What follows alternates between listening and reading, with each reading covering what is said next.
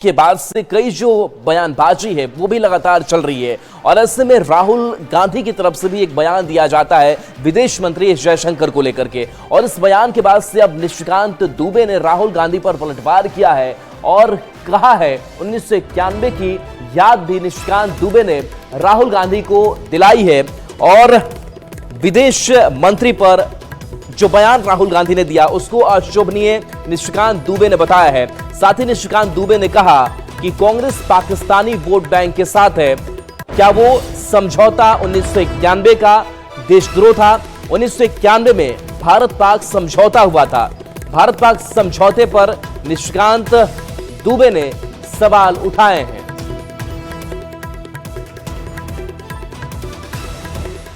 हमारी सरकार और आपकी सरकार का नहीं है। सवाल ये है कि 1947 से पाकिस्तान को हम आतंकी राष्ट्र मानते हैं। 78 साल से कश्मीर के मुद्दे पर हमारी उनके साथ लड़ाई चल रही है। हमारे कश्मीर के हिस्से को पाकिस्तान ने अपने कब्जे में कर रखा है।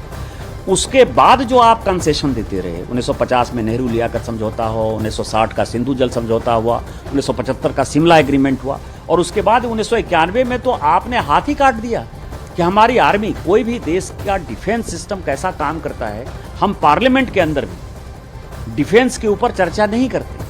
पार्लियामेंट के अंदर भी डिफेंस के स्ट्रेटेजिक चीज़ों के बारे में कोई जवाब नहीं दिया जाता है।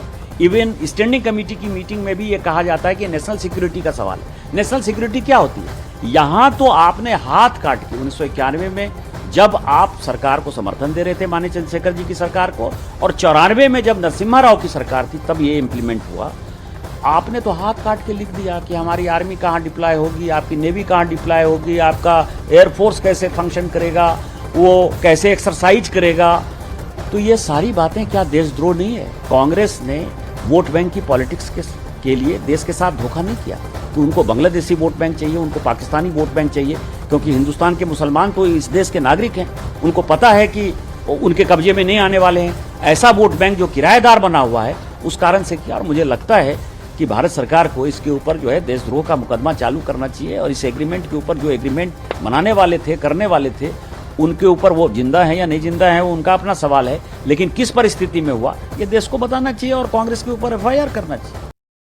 कांग्रेस प्रवक्ता सुप्रिया श्रीनेत ने निशिकांत दुबे पर पलटवार किया है और 1991 में जो समझौता हुआ था उस समझौते को लेकर के अपनी बात भी रखी है और कहा है कि जब ये समझौता हुआ उससे कुछ ही दिनों पहले चंद्रशेखर सरकार से कांग्रेस ने समर्थन अपना वापस ले लिया था। हालांकि इस पूरे मसले को लेकर के लगातार जो सियासी बयानबाजी है वो भी अब तेज हो चली है और लगातार जो पोस्ट है वो भी कांग्रेस की तरफ से किए जा रहे हैं और कांग्रेस की तरफ से बताने की कोशिश की जा रही है कि हम उस समझौते के दौरान हम उसमें सम्मिलित नहीं थे। दरअसल जो समझौता हुआ था वो समझौता ये कहता है कि कोई भी सेना का मूवमेंट्स अगर इन दोनों देशों को लेकर के होता है तो एक दूसरे को जानकारी देनी होगी। साथ ही सुप्रिया श्रीनेत ने यह भी कहा कि ये जब समझौता हुआ उस वक्त शांति का दौर था। वे अपनी बेवकूफ़ी बार बार प्रदर्शित करते हैं। राजीव जी ने 6 मार्च 1991 को चंद्रशेखर जी की सरकार से समर्थन वापस ले लिया था। पहली बात, ये शायद अप्रैल 1991 का साइन किया हुआ अग्रीमेंट है। ये अग्रीमेंट पीस टाइम का है। पीस टाइम में गलतफहमी ना हो दो देशों की सेनाओं के बीच में, थल सेना, वायुसेना, जल सेना मूवमेंट से, उसके बारे में है। जब अभी हमने कार्रवाई की है, हमारे ऊपर आतंकी हमला हुआ था, हमने जवाबी आक्रामक कार्रवाई की है, तो सर्वप्रथम तो निशिकांत दुबे और बीजेपी ये मान रही है कि जयशंकर जी ने इन्फॉर्म किया। सर्वप्रथम जो राहुल गांधी जी कह रहे थे वही सच है। जयशंकर जी ने इन्फॉर्म किया पाकिस्तान को और उसकी पुष्टि खुद बीजेपी कर रही है। जिस अग्रीमेंट का वो हवाला दे रही है वो पीस टाइम का अग्रीमेंट है। जयशंकर जी ने जब वॉर लाइक सिचुएशन थी तब इन्फॉर्म किया था। और देखिए, आतंकवाद के खिलाफ दुनिया भर में पाकिस्तान को बेनकाब किया जा रहा है। एक डेलीगेशन लगातार अलग अलग देशों में जा रहा है, वहां पर अपना डेलीगेशन अपनी बात रख रहा है किस तरीके से जो ऑपरेशन सिंदूर है उसको अंजाम दिया गया, उसकी उपलब्धियां क्या रही और भारत ने किस तरीके से नेस्तनाबूद किया आतंकी ठिकानों को, इसके बारे में पूरी जो जानकारी है वो दी जा रही है। और इस बीच खबर ये है कि सांसदों की टीम अलग अलग देशों में वहां के प्रतिनिधियों के सामने भारत का पक्ष रख रही है।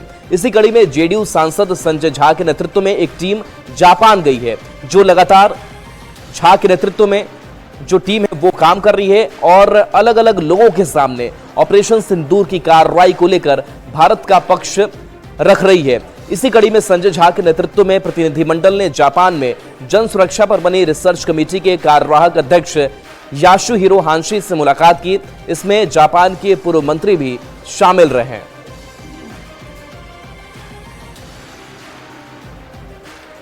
तो देखिए, जापान दौरा ये हुआ जहां पर ऑपरेशन सिंदूर की एक जो जानकारी है, महत्वपूर्ण बातें हैं, वो अलग अलग देशों को समझाया भी जा रहा है, बताया भी जा रहा है। इस बीच हम आपको बताएंगे कि पूरा जो शेड्यूल है वो क्या कहता है और इस शेड्यूल के जरिए और भी किन किन जगहों पर संजय झा जाएंगे और ये पूरा डेलीगेशन जाएगा। तो देखिए, ये तस्वीर आपको दिखा रहे हैं तारीख दर तारीख और जगह दर जगह क्या है वो तारीख है। तो टीम संजय झा का इस दौरे को समझिए तो 24 मई दक्षिण कोरिया, 22 मई जापान, मलेशिया 31 मई, 28 मई इंडोनेशिया, 27 मई सिंगापुर। तो ये वो अलग अलग तारीखें हैं और अलग अलग ये जगहें हैं जहां पर ये डेलीगेशन पहुंचेगा और ऑपरेशन सिंदूर को लेकर के जानकारी देगा और आतंकवाद के मुद्दे पर पूरी दुनिया के सामने पाकिस्तान को बेनकाब करेगा।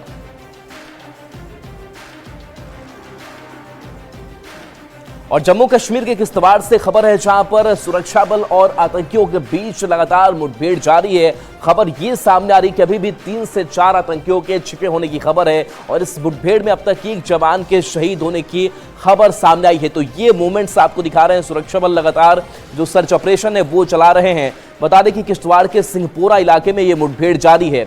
आतंकियों के साथ मुठभेड़ में कल एक जवान शहीद हो गया जबकि 2 जवान घायल बताए जा रहे हैं। बता दें कि जैश के 2 आतंकियों समेत 4 आतंकी इस इलाके में छिपे हुए हैं जिन्हें हमारे सुरक्षा बलों ने घेरा हुआ है। आतंकियों ने यहां कच्ची ढोक को अपना सहारा बनाया है जिसकी आड़ में वो छुपकर सुरक्षा बल से बचने की कोशिश कर रहे हैं। कश्मीर टाइगर के बड़े आतंकी सैफुल्लाह के भी यहां घिरे होने की खबर है।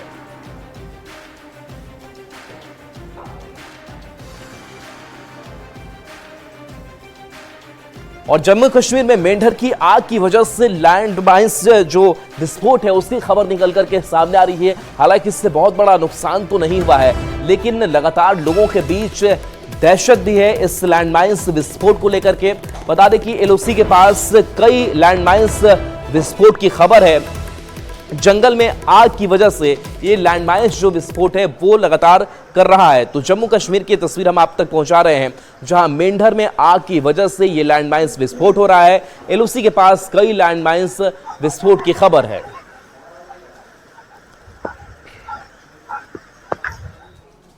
और देखिए, इस ऑपरेशन सिंदूर के वक्त कई जो जासूस हैं जिनका कनेक्शन पाकिस्तान से सामने आया और भारत की जो कह सकते हैं कि सुरक्षा है उसको उन्होंने नुकसान पहुंचाया और नेशनल सिक्योरिटी जो है उसमें उन्होंने कह सकते हैं कि भेद लगाया।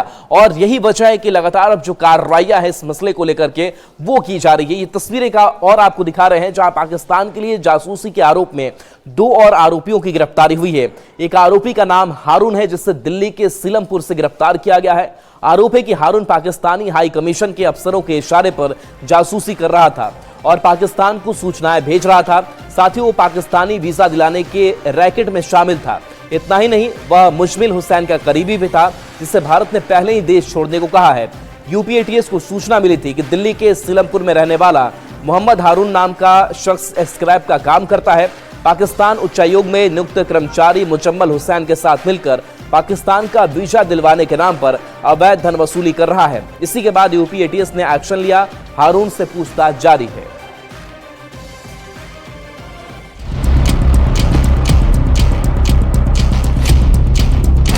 देश में हमले की आतंकी साजिश हुई नाकाम। दिल्ली से पकड़े गए आईएसआई के 2 हैंडलर पाकिस्तान को भेजते थे खुफिया जानकारी। 22 अप्रैल को पहलगाम में हुए आतंकी हमले से पहले ही देश को दहलाने की साजिश आतंकियों ने रची थी, लेकिन देश की सुरक्षा एजेंसियों ने आतंकियों के मंसूबों को नाकाम करते हुए 2 जासूसों को गिरफ्तार कर लिया। फरवरी महीने में हुए इस ऑपरेशन में दिल्ली में 2 जासूसों की गिरफ्तारी हुई थी। इनकी पहचान नेपाल मूल के अंसारुल मियां अंसारी और रांची में रहने वाले अखलाक आजम के तौर पर हुई थी। ये दोनों जासूस पाकिस्तान में बैठे आईएसआई हैंडलर के सीधे संपर्क में थे। फिलहाल इन जासूसों से पूछताछ हो रही है। कि इनके साथ और कौन कौन लोग इस आतंकी गतिविधि में शामिल रहे थे। पुलिस सूत्रों के मुताबिक देश में बड़े हमले की फिराक में खुफिया दस्तावेज पाकिस्तान भेजने के लिए ये स्लीपर सेल एक्टिव हुआ था, जिसके लिए आईएसआई ने नेपाल के रास्ते दिल्ली में अंसारुल अंसारी को भारत भेजा था। चूंकि आईएसआई ये जानती थी कि नेपाली मूल के अंसारुल अंसारी को भारत में एंट्री करने में कोई दिक्कत नहीं होगी और अंसारुल मियां अंसारी फरवरी के पहले हफ्ते में दिल्ली आ गया। अनवारुल मियां अंसारी के दिल्ली आते ही उसे आईएसआई हैंडलर ने एक पार्सल सौंपा जिसमें कई गोपनीय जानकारी थी और ये पार्सल हर हालत में पाकिस्तान तक पहुंचाना था। इसके लिए अंसारुल अंसारी को रांची के रहने वाले अखलाक आजम को सपोर्ट करने के लिए कहा गया। चूंकि अखलाक आजम टेक्निकल रूप से मजबूत था और उसे टास्क सौंपा गया कि पार्सल से दस्तावेज निकालकर ईमेल के जरिए पाकिस्तान भेजे। लेकिन ये दोनों हैंडलर कामयाब हो पाते उससे पहले ही भारतीय खुफिया एजेंसियों ने इनके प्लान को इंटरसेप्ट कर लिया। इसके बाद हरकत में आई दिल्ली पुलिस की स्पेशल सेल और अन्य एजेंसियों ने निगरानी शुरू कर दी। फिर पुख्ता इनपुट के आधार पर 15 फरवरी को दिल्ली में मियां अंसारी को गिरफ्तार कर लिया गया। पिछले कुछ दिनों में ही ट्रैप करके अखलाक आजम को भी गिरफ्तार कर लिया गया। इन जासूसों की गिरफ्तारी के लिए सुरक्षा एजेंसियों को 3 महीने तक एक गुप्त ऑपरेशन के जरिए काम दिया गया था। पुलिस सूत्रों के मुताबिक पकड़े गए अंसारुल अंसारी और अखलाक आजम के फोन में काफी चैट्स थे जिसे ये पाकिस्तान में बैठे आईएसआई हैंडलर से साझा कर रहे थे। अंसारुल अंसारी लगातार बाहर का नंबर इस्तेमाल कर रहा था ताकि उस पर शक न हो और न ही वो पकड़ में आए। आईएसआई ने इसको भारतीय सेना की खुफिया जानकारी इकट्ठा करने की जिम्मेदारी दी थी और कुछ महत्वपूर्ण गोपनीय जानकारियों को पाकिस्तान तक पहुंचाने का काम दिया था।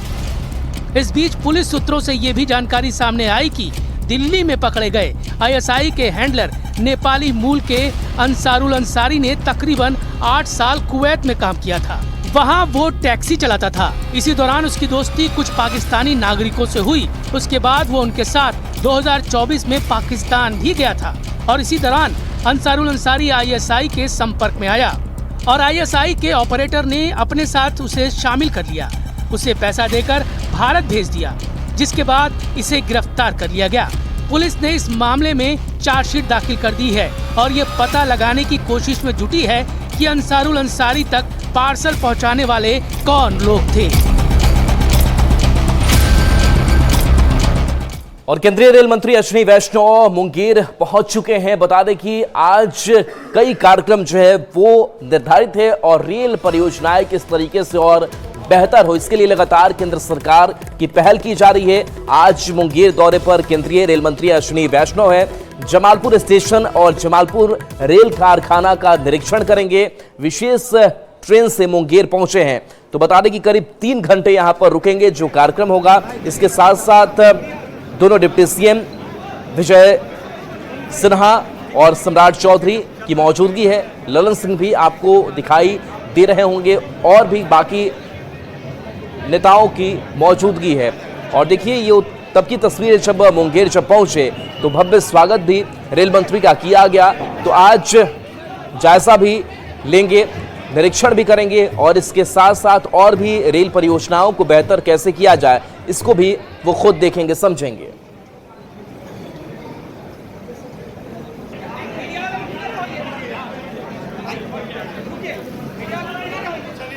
और इस बीच गोपालगंज से बड़ी खबर चाहे एक बार फिर से शराब तस्करों ने पुलिस पर हमला बोला है, पुलिस पर निशाना साधा है। तो बिहार पुलिस जो लगातार शराब माफियाओं शराब तस्करों के निशाने पर आ रही है और शराब तस्करों ने पुलिस पर हमला कर दिया। गोपालगंज से ये खबर है जहां हमले में कुचायकोट थानाध्यक्ष जख्मी हो गए हैं, कई पुलिसकर्मी भी घायल हैं। गोपालपुर के तकिया गांव का यह मामला सामने आया है। पीछा करने के दौरान पुलिस पर हमला कर दिया गया जिसमें पुलिस के जवान जो है वो घायल हो गए। इसके साथ साथ हमले में कुचायकोट थानाध्यक्ष भी जख्मी बताए जा रहे हैं। तो गोपालगंज से ये बड़ी खबर जहां शराब तस्करों का पुलिस पर हमला हुआ है। गोपालगंज से गोविंद हमारे साथ जटिल संवाददाता जुड़ गए हैं। गोविंद, क्या पूरा मामला सामने आया है? पुलिस एक बार फिर से इन तस्करों के निशाने पर। जी बिल्कुल, देखिए ये पूरा मामला गोपालपुर थाना क्षेत्र के तकिया गांव की है जहां पर कुचायकोट थाने की पुलिस को ये सूचना मिली थी कि यूपी से कुछ शराब तस्कर शराब की तस्करी करके कुचायकोट थाना क्षेत्र के रास्ते गोपालगंज में प्रवेश कर रहे हैं।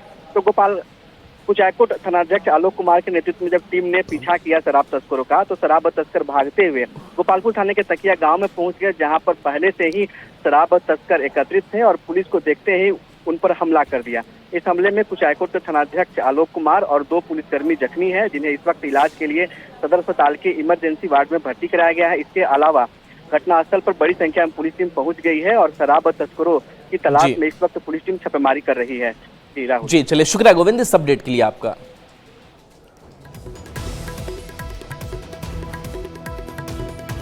शराब तस्करों ने पुलिस टीम पर हमला कर दिया है। ये वारदात गोपालपुर थाना क्षेत्र के तकिया गांव में हुई है और इस हमले में कुचायकोट के एसएचओ आलोक कुमार समेत 2 पुलिसकर्मी जख्मी हुए हैं। इस वक्त सभी पुलिसकर्मियों को इलाज के लिए सदर अस्पताल के इस इमरजेंसी वार्ड में भर्ती कराया गया है। बताया जाता है कि शराब तस्कर यूपी से शराब की तस्करी करके कुचायकोट के रास्ते गोपालगंज में प्रवेश कर रहे थे, जिसकी सूचना कुचायकोट थाने की पुलिस को मिली और कुचायकोट के SHO Alok Kumar police team के साथ शराब तस्करों का पीछा करने लगे। पीछा करते हुए शराब तस्करों के इलाके में पुलिस पहुंच गई, जहां पर तकिया गांव में लोगों ने और शराब तस्करों ने पुलिस को चारों तरफ से घेर लिया और उनकी पिटाई कर दी। इस घटना में कुचायकोट के थानाध्यक्ष के अलावा 2 पुलिसकर्मी भी जख्मी हुए हैं और इस घटना के बाद गोपालगंज के एसपी अवधेश दीक्षित ने गंभीरता से लिया है और शराब तस्करों की गिरफ्तारी के लिए एक एसआईटी का गठन किया है। जिस इलाके में पुलिस टीम पर हमला हुआ है, उस इलाके में इसके पहले भी उत्पाद विभाग की टीम और पुलिस टीम पर हमला हो चुकी है। ऐसे में इस घटना के बाद से गोपालगंज पुलिस अलर्ट हो गई है और कई थानों की पुलिस इस वक्त तकिया गांव में पहुंचकर शराब तस्करों की गिरफ्तारी के लिए लगातार छापेमारी कर रही है। गोविंद कुमार, न्यूज़ 18, गोपालगंज। पटना के मध्य विद्यालय मीठापुर में एक कबाड़ गाड़ी से हर कोई परेशान है और ये कबाड़ गाड़ी आज से नहीं 40 सालों से यहाँ पर पड़ी हुई है। आप समझ सकते हैं कि लोग किस कदर से परेशान है। हेडमास्टर कई बार पत्र लिखकर सूचनाएं देकर के भी खुद भी परेशान है कि अब तक विभाग की तरफ से कोई कार्रवाई नहीं की जा रही है। ये तस्वीर इस कबाड़ गाड़ी की देख लीजिए, जहां पिछले 40 साल से यह गाड़ी यहीं पड़ी है और इसे हटाने के लिए कई बार हर हेडमास्टर ने विभाग को पत्र भी भेजा, लेकिन ये गाड़ी नहीं हटी। स्कूल के प्रभारी हेडमास्टर की माने तो तत्कालीन डीएससी हुआ करते थे, जो इस गाड़ी का इस्तेमाल करते थे। उसके बाद इसे यहीं छोड़ दिया गया। अब कबाड़ हो चुकी इस गाड़ी से छात्रों के साथ ही शिक्षक भी परेशान हैं। एक तरफ जहां बिहार सरकार यानी शिक्षा विभाग स्कूलों को लगातार स्मार्ट बनाने की कवायद में जुटी हुई है, वहीं राजधानी पटना के मीठापुर मध्य विद्यालय की तस्वीर आपको दिखाते हैं। यानी यहां पर एक अधिकारी की 40 साल पुरानी खटारा गाड़ी जो है स्कूल के लिए सरदर्द बन गई है और ये खटारा गाड़ी हटाने के लिए कई बार पत्राचार भी किए गए हैं। जो भी एचएमआई, जो भी टीचर आए, यहां से जिला शिक्षा पदाधिकारी से लेकर जिलाधिकारी तक से पत्राचार किया गया कि ये गाड़ी को हटा दीजिए, लेकिन अब तक ये गाड़ी यहीं पर पड़ी हुई है। नतीजा बच्चों को ना तो खेलने के लिए जगह मिल रही है और इसके साथ साथ चोट लगने का भी डर रहता है। अक्सर यहाँ पर जो जंग लगे हुए जो देख सकते हैं पार्ट्स हैं, उसमें बच्चे जो हैं टकरा जाते हैं या अगर यहाँ पर खेलने के दौरान यहाँ पहुंचते हैं तो उन्हें चोट लग जाती है। तो कहीं ना कहीं पत्राचार होने के बाद भी ये गाड़ी जो है यहाँ से हटाई नहीं गई है। कई सवाल उठ रहे हैं। कहा जा रहा है कि तत्कालीन जो डीएससी होते थे, यानी 40 साल पहले जो डीएससी हुआ करते थे, उस जमाने में इस गाड़ी का उपयोग होता था और उसके बाद अब ये गाड़ी जो है खटारा हो गई है, लेकिन यहाँ से हटाया नहीं गया। तो देख सकते हैं जो पार्ट्स उसकी क्या स्थिति है, जबकि इसे किसी गैरेज में रहना चाहिए था। ये खटारा गाड़ी तो है ही, एक ही कैंपस में 3-3 स्कूल चल रहे हैं और जो मीठापुर मध्य विद्यालय है इसके पास जगह नहीं है। क्लासरूम के अभाव है, इसके साथ साथ बच्चों के बैठने के लिए जगह नहीं है। मिड डे मील कैसे तैयार हो रहा है ये देखिए, ये मिड डे मील तैयार हो रहा है। तो कहीं ना कहीं स्कूल के टीचर लगातार पत्राचार करते हैं, लेकिन हाइजीन का खतरा रहता है। और यहाँ पर चावल है, दाल है, देखिए अभी तैयार किए गए हैं, अंडा है, यानी खुले में सामान रखे हुए हैं और रखने के लिए जगह नहीं है। गाड़ी हट जाना चाहिए यहाँ से। गाड़ी हटाना चाह रहे हो? यस। क्या नाम हुआ तुम्हारा? मोहम्मद सुहेल। बताओ क्या परेशानी है? MD अकबर। गाड़ी हटाना चाहते हैं, खेलने में दिक्कत होता है, चोट भी लगती है। चोट भी लगने से हाथ उठ कट जाता है। हम लोग खुद से कैसे डाल देंगे, इसलिए कि पुराना सरकारी संपत्ति है। तो अगर स्कूल के लिए हम देख रहे हैं कि जगह नहीं है बैठने के लिए, जो बरामदा है वही किचन है, वही क्लासरूम है, सब कुछ है, क्या परेशानी है? परेशानी तो है, चूंकि अपना बिल्डिंग तो है नहीं, हम लोग का स्कूल पहले कहीं और था, वहाँ से आके यहाँ आया है, बरसों से चल रहा, हालांकि हम नए हैं। यही जो है किचन है, यहीं पर बच्चे देखिए किस प्रकार से बैठते भी हैं, पढ़ाई भी करते हैं, खाना खाते भी हैं और यहीं पर खाना तैयार भी होता है। तो यही स्टाफ रूम भी है। तो कुव्यवस्था का आलम है राजधानी पटना का ये स्कूल है। और खासकर गर्म हो या फिर ठंड का मौसम हो, लेकिन जो परेशानी है वो एक तरह से साफ तौर से आपको देखने को मिलेगी। ठंड में भी परेशानी है और गर्मी में भी परेशानी है। आखिर यहाँ के बच्चे करेंगे तो करेंगे क्या, क्योंकि ये बच्चे भी पढ़ने के लिए स्कूल आते हैं। कैमरामैन दीपक के साथ Rajneesh Kumar, news 18 Patna.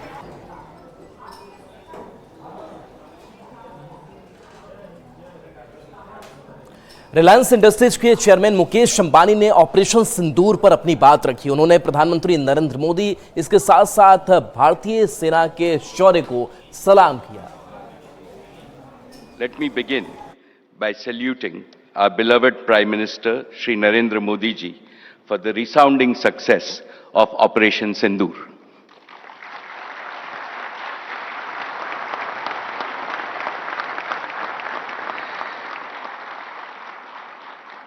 This success is a shining testament to his steely resolve and to the unmatched bravery of our armed forces. और चलिए इस बीच एक सिवान से आपको खबर बताते हैं। और सिवान से खबर जो सामने आ रही है कि किस तरीके से यहां अभद्र व्यवहार किया गया और इस अभद्र व्यवहार का जब जवाब दिया गया तो भी अब महंगा पड़ गया। ये खबर सिवान सामने आई है, जहां देखिए बस कंडक्टर को पुलिस ने कैसे पकड़ा है। ये तस्वीर सिवान की सड़कों से है, जहां बस कंडक्टर और पुलिस का ये वीडियो वायरल हो रहा है। हालांकि इस वीडियो की न्यूज 18 पुष्टि नहीं करता है। बीच सड़क पर पुलिस और कंडक्टर की धक्का मुक्की की तस्वीर सामने आई है। पुलिस के साथ अभद्रता हुई और अभद्रता के बाद किस तरीके से ये महंगा पड़ा है इस शख्स को, ये तस्वीर देखिए।